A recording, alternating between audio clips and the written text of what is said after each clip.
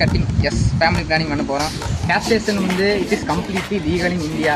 அதாவது நீங்கள் ப்ராப்பரான ப்ரொசீஜர் படி பண்ணால் இப்போ வந்து நம்ம வெட்டினரியை கூப்பிட்டு தான் பண்ண போகிறோம்.